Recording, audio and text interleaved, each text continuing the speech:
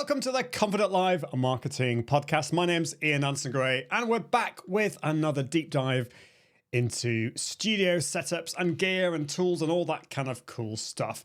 If you haven't already followed or subscribed to this podcast, do go to iag.me/podcast, where you can see all the previous episodes and you can subscribe or follow in your favorite podcasting app. Well, without further ado, I'm very excited to introduce my first guest today, who is Tanya Smith. And we met back in October last year at the Ecamm Creator Camp, I think it was called. Yeah, and Tanya is a premier video coach, savvy business strategist, and the quietly charismatic host of Stream Like a Boss TV. She is all among some of the most sought after speakers in content marketing, known for her soothing voice, cutting edge live streaming engagement strategies, and software recommendations. Welcome to the show, Tanya. Hey, I'm super excited to be here, Ian. It's so good to see you. It is. It's so good. It's so good. It was so fun to meet you at the Creator Camp. This was Ecamm's Creator Camp back in last year. That was a lot of fun. And I have to say, I love your bio because you've got the what is it? Well, first of all, you've got the soothing voice in there, which I have to admit, you do have a soothing voice, which is great. And it's something we've talked a lot about on the show before, which is about the importance of voice. Maybe we'll come back to that when you come back on the show. We're talking about confidence and communication. But in today's episode, we're going to talk about tools and gear and all that kind of fun stuff. And I have to say, your setup looks awesome. If you're listening to the podcast, you need to go and watch some of the video and look at some of the background that Tanya's got. But just tell us a little bit more about you, highlighting your background and what makes your studio setup unique. Gosh, so a little bit about me. I am a mom first, so a mother of two daughters, but as a result of me really just trying to find a way to stand out online, I finally decided to embrace live video. It was not something that was my first, it was not my first choice because I'm a super introvert, to be honest with you, Ian. But as a result of me venturing into the world of live streaming video a few years back, it opened up a lot of doors that I didn't expect to open. And one of the things it allowed me to do is to really dive into my creative side and to create or put together this space that I like to call my sacred space. It gives me energy. It gives me affirmation and validation about what I'm doing on camera. It helps to support me to feel empowered when I go on camera to talk about the things that I know. So yeah, I'm excited to share a little bit of how I've put things together. But as a video marketing strategist myself, I now am able to talk with other people and to work with other entrepreneurs to use camera when, like I said before, that was not my first choice. When I made the decision to actually go live, it was because I was noticing that a lot of the work and efforts that I was putting into my business, which I've actually been coaching for 20 something years now, a lot of the effort that I used to put into my business through social media posting and through audio events was no longer working. And I needed to find a way to actually niche, and I needed to find a way to stand out, and live video became that avenue for me. And because it worked for me, I now teach and share what I know with other people. That's really cool. And you're not the only introvert that's been on the show.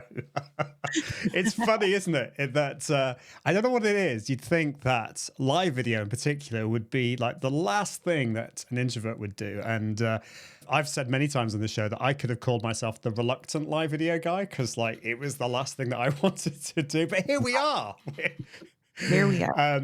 Here we are. This is not live, but we, obviously we both of us do a lot of live.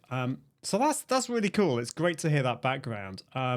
So let's do a deep dive into your studio setup. I'm excited to have you back on the show actually to talk about some of those things to do with being an introvert. So we will come back to that. But let's look at the audio first of all, because we've talked a lot about the visuals, but microphone and audio, what microphone do you use? You know, what's your setup, and why did you choose what you have? So I went through a ton of different microphones. I probably have a microphone graveyard.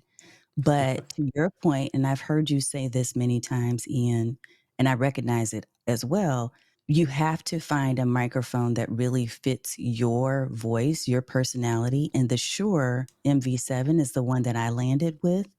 I want the big boy, the new one, but I don't really need it. I know this, but I love this one because it really helped to enhance my voice, to allow it works well. Excuse me, I'm losing my voice because I've been talking so much, but it works well with my RODECaster Pro too. So I have that set up.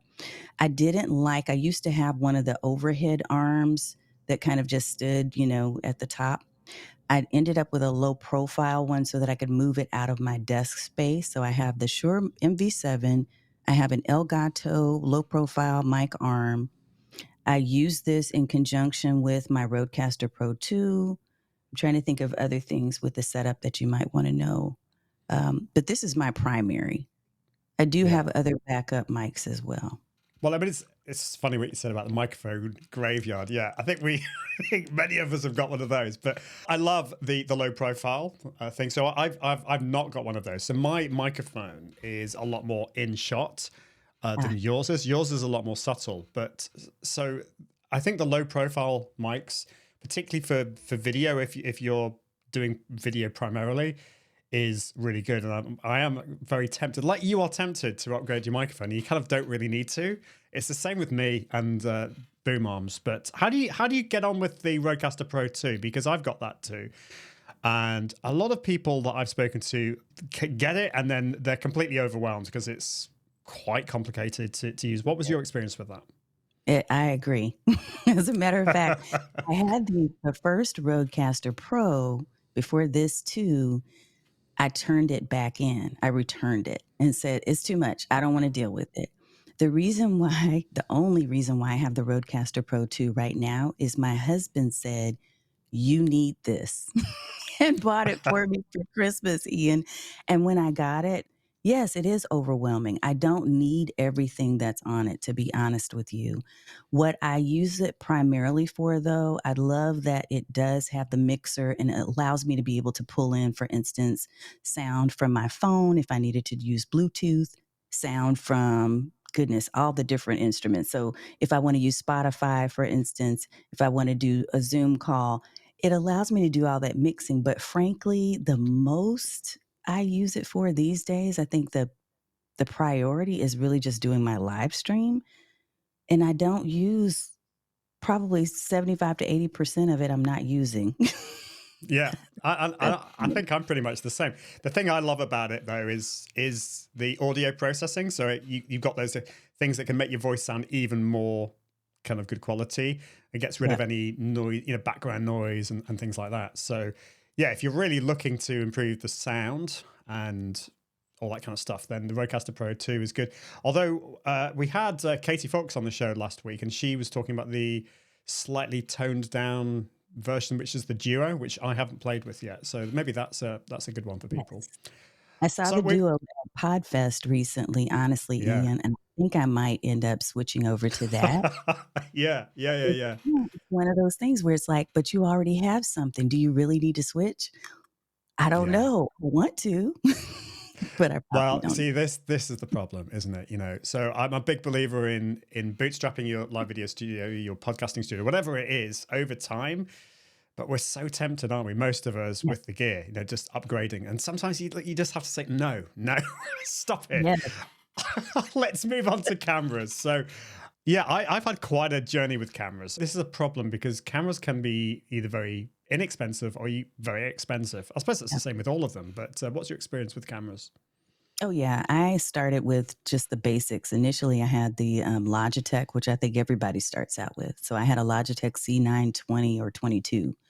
I ended up ultimately moving to, I had a Canon T6i, which was just laying around because I used it to do shots and video of my daughter, who was at the time preparing to go to college with soccer. And so I was taking shots of her and I said, oh, I got this laying around. Let me use it as a webcam, and ended up doing all the things, that you have to do, software, cam link, etc.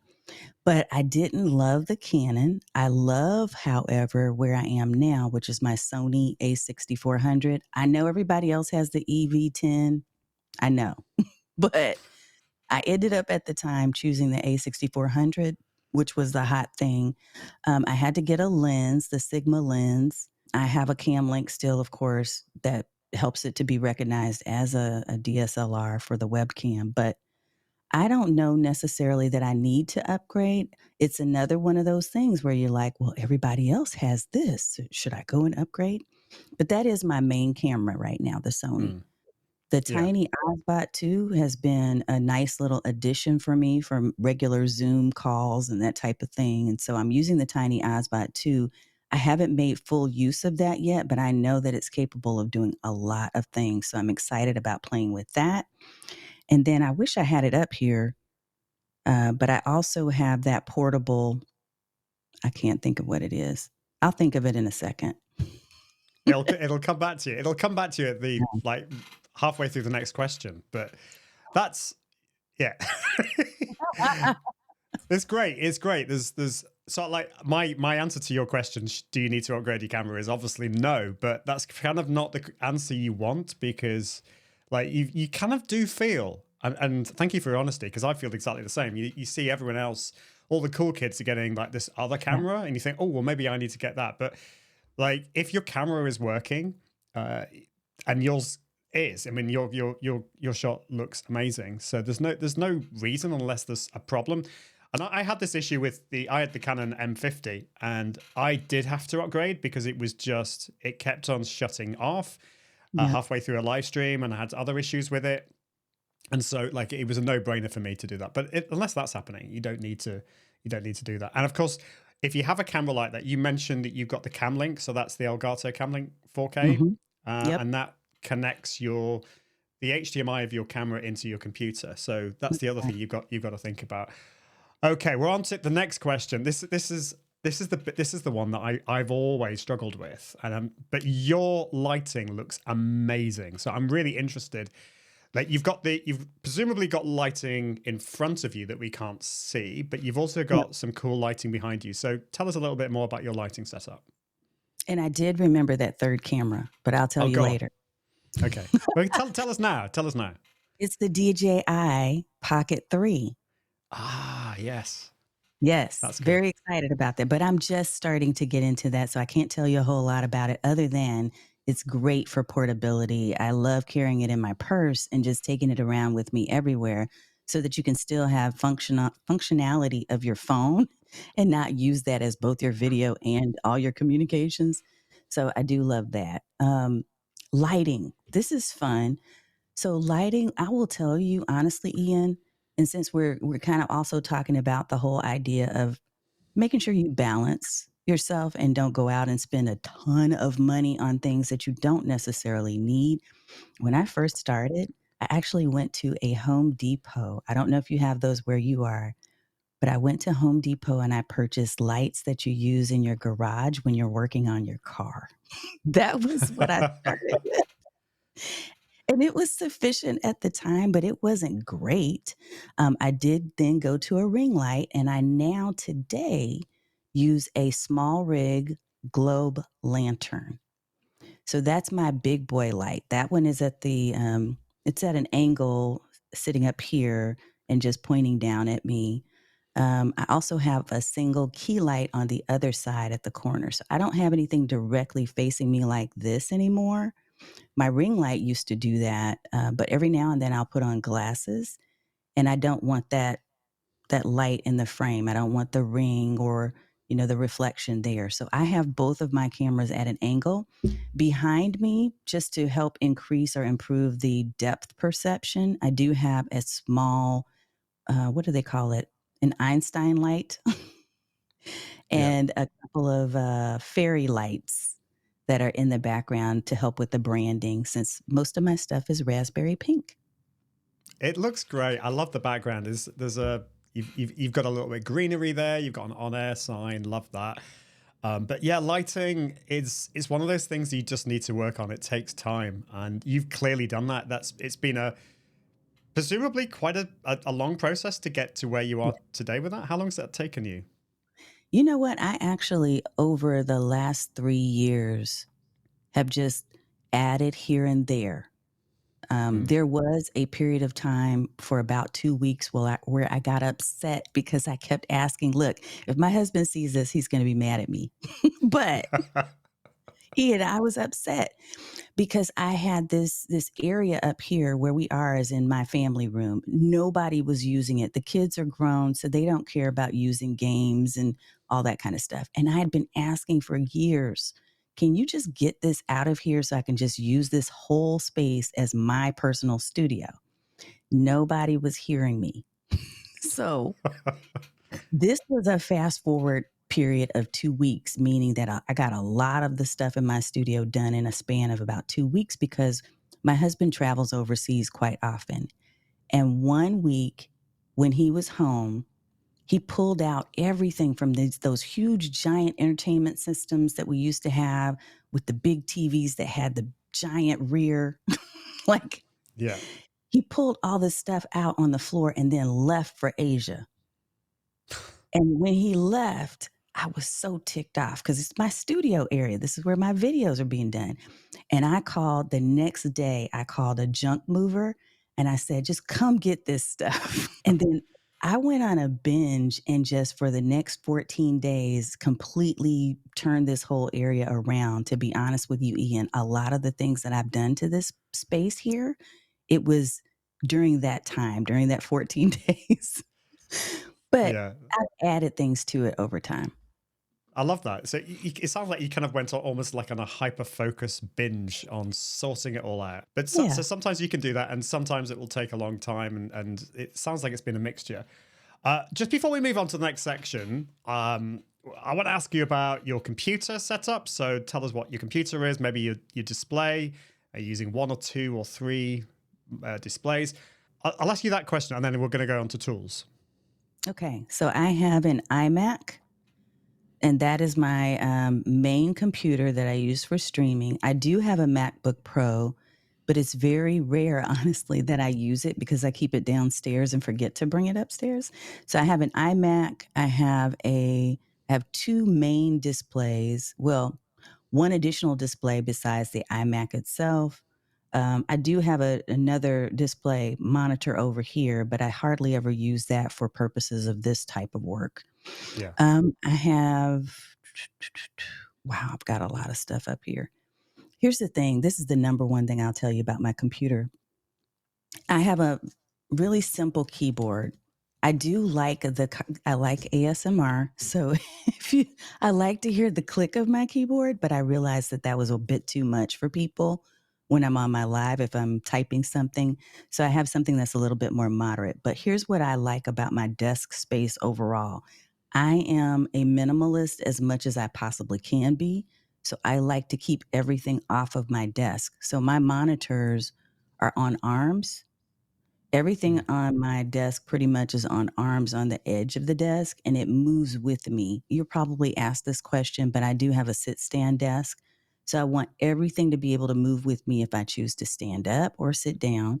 So everything, all my displays, um, any accessories that I have are attached with arms so that they're easy to, move.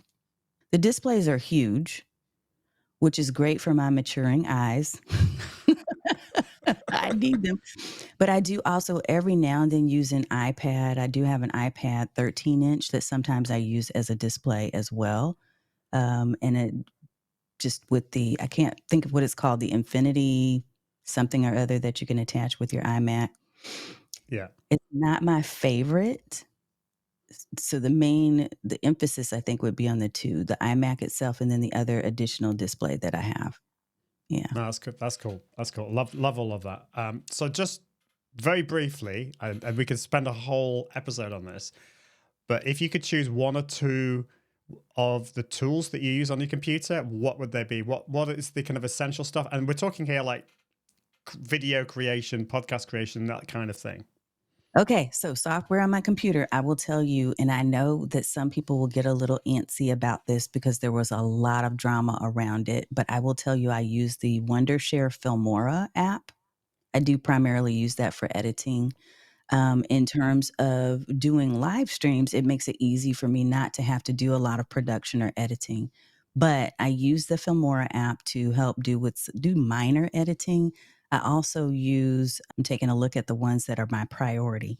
I use something called Time Bolt, which Hmm. easily it creates cuts for me very fast. So if I need to create, for instance, from a 45-minute live, if I need to cut that down to a 10-minute or so video, it creates supercuts and it makes it really easy for me to go in and pull out content and just move quickly to make edits and produce them in record time. Time Bolt has been probably one of the secret weapons I have because not a lot of people have heard about it, and I got it for a lifetime deal because I'm always looking for Uh, deals. that sounds good. All those lifetime deals are great, as long as they stay lifetime. Because there was one tool that decided to reverse all of that, and yet we had to end up paying monthly, which was not good. But Yep. I'm going to check that out. That sounds awesome. So let's move on to personalization of your workspace. And you've covered this a little bit. You talked about the fact that you're a minimalist. I think I would like to be, but I'm not doing very well in that department. But like, what have you done to make your studio space uniquely yours? And you could talk about like what's in front of you, so the what we can't see, but also what's behind you, about your background as well. What have you done to put some personality into it, but also to foster creativity? Honestly, this is when I was thinking of my sacred space, and the reason why I was able to move so quickly during that 14-day binge is because I always had a vision. After the first couple of years of me doing live and trying to figure out where in my house could I do this, because I tried a walk-in closet, I tried a really messy office that we have downstairs. I've tried all these different spaces, but I started to build on that vision of what I wanted this thing to be. And part of it for me was about the idea of making sure that when I walk in and I'm ready to hit the go live button, that I felt that sense of confidence. I felt ready. I felt empowered to say what I was going to say. So I do have, and I actually have photos of this because I did a whole walkthrough of my studio probably about a year ago, Ian, that has a lot of the pictures that will show you what I've got. But I have a picture of my grandmother directly in front of me. She's one of the biggest influences in my entire life. She was my role model. She was my girl. So I have a picture of her. I have a lot of totems. I don't know if you've noticed that I have this Wonder Woman theme going around here, but that was intentional. I decided that I wanted to, and I've always collected Wonder Woman things, but I decided that I wanted to make this space my own personal space. I wanted to look around and see things that made me feel, hey, you are a strong woman. And so the intent behind having the Wonder Woman totems, as I call them, is to keep reminding myself, no matter what happens when trolls, when trolls pop up in the chat, when things go wrong technically, if anything starts to chip away at my confidence as I'm doing the live, I just look around my space and feel better. I feel like Mm. keep pushing through. I also have a candle. I have a candle I don't know if you know what Fruit Loops are, if you have cereal there called Fruit Yeah, Loops, yeah. but it reminded me of growing up with my grandma at her house because she would always let me have my bowl of Fruit Loops. And so I do have a candle that's a Fruit Loop smelling scent. It's kind of a fruity but flowery scent. And I have that on whenever I go live. I have just created this space of comfort and warmth that helps me to feel ready to go. I love all of that. That's so good. Because being ready, just in case is any kind of negativity, any trolls. I mean, hopefully you don't get that many, but it sometimes does happen to all of us. So just being ready with that, and that's just such a beautiful story of your gran. And yeah, thank you for that. So just before we move on to the quickfire round, just very briefly, what would be your recommendation for beginners for the what's the one piece of equipment that you'd recommend that people invest in right at the start?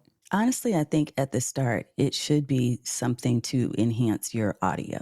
I know most people or some people will think about video first and they'll go out and invest in a camera. But if people can't hear you, if they don't understand the words you're saying, they're probably going to switch off to the next video. So I am a big believer in definitely investing in microphone first.